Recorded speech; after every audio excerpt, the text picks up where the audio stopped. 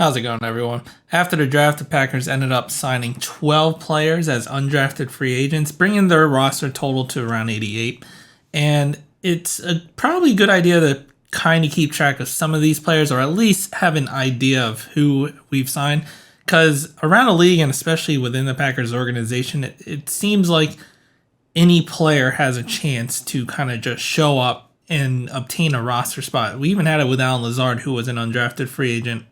And he came up into the ranks and he was a number one receiver. He wasn't a true number one, but he was a number one receiver and did well for us. So I'm going to go position by position of all the players that we've signed. And then this one, we're just going to look at the wide receivers. And it's also important to note there's not a lot of information out on these guys. So it's going to kind of be a brief overview of who these guys are and where they currently stand in our roster. So starting off with the wide receiver group, we had two players that were signed as undrafted free agents. The first one is Malik Heath. He's a 6'2" receiver, 213 pounds, ran a 4.64 40-yard dash and a 1.56 10-yard split, and had a RAS score of 6.58. For his time in college, he did have 2 years at a community college and then ended up going to Mississippi State. So in those 2 years for Mississippi State, he played in 2020 and 2021. 2020 had a 55.3 overall grade, had 37 receptions, 307 yards, and 3 touchdowns. Then in 2021 had a 58.2 overall grade with 35 receptions, 442 yards, and 5 touchdowns. Then for his final year, decided to transfer to the enemy, their rival, Ole Miss. And in that year, he ended up with a 76 overall grade with 60 receptions, 971 yards, and 5 touchdowns, and led that team in receptions and yards. So he had a pretty good final year at Ole Miss. He has pretty good size and length. He has decent vertical separation, although he does need to improve on his route running. He can do good in the sense of getting behind the receiver or behind the defender, as he kind of has deceptive quickness. And he blows by them eventually, and he's able to stack on them. But that's kind of all he can do. He's not very good at running the rest of the route tree, so he's not good in all three facets of the game. And then he also is kind of inconsistent on his contested catches. He's a big receiver, and he's able to jump up and go for a ball, but he doesn't always come down with it. And he just needs to get better at being a reliable catcher, which in turn, for the 2022 season, he did have a 42.9% contested catch rate, and had 5 drops, which was pretty much put him at a 7.7 drop rate percentage. Also, he didn't test well, so this is why he's pretty much dropped pretty far and didn't actually get drafted. Next up, the second receiver that we ended up signing was Deuce Watts, 6'1", 196 pounds, ran a 4.59 40-yard dash and a very quick 1.47 10-yard split. Ended up with an even 7 RAS score. For his time in college, he ended up playing 3 years at Tulane. In the 2020 season, he had 31 catches for 512 yards and 6 touchdowns, which was good for a 66.1 offensive rating.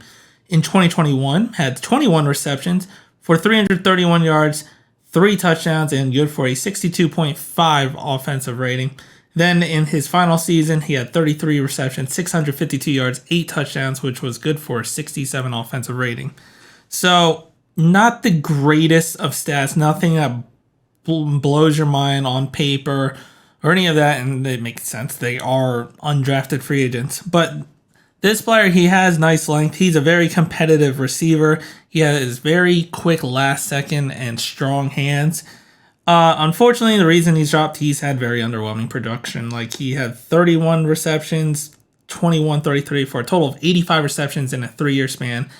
Last season, he had 8 drops. He had 19 total drops for the entire 3-year career at Tulane. And he just didn't wow you. It felt like he should have been better than he was actually producing. He's also a pretty streaky receiver where in some games he just takes over and then he disappears for a plethora of games. So he's very streaky in that manner. But this receiver has a ton of potential if he could just put it together and maybe under the right guidance or under the right coaching. But this is a player that either could pretty much wow you and actually earn a starting spot from what scouts say, or he could just be a player that bounces from team to team, believing that all that potential, they might be the final piece and they could tap into that potential. So at the end of the day, the Packers only signed 2 receivers as undrafted free agents for the wide receiver position, which brings the roster total to 10. So they could be competing for a spot. They have a long road ahead of them, and that doesn't include any other players we might bring in, even if it includes a veteran wide receiver. So on the roster right now, we have Christian Watson, Romeo Doubs, Dontavian Wicks, Grant DeBose, Jeff Cotton, still there, Malik Heath, Deuce Watts, Jaden Reed, Samari Torre, and Bo Melton, who's also still there. It came from Seattle. So it's a long road ahead of them. They don't have the biggest chance, but this is where free agents, undrafted free agents, come to the Packers because we have that notoriety that anyone can make the roster. It doesn't matter if you're a first-round pick, fifth-round pick, undrafted free agent, you're going to get a shot with the Packers. So, going to be interesting come during the mini rookie camp and the future off-season training camps that we have and see if any of these players could make something and compete and bring some competition to the wide receiver group. But let me know what you think down in the comments. If you like the video, hit the like button, subscribe to the channel, and as always, go Pack Go.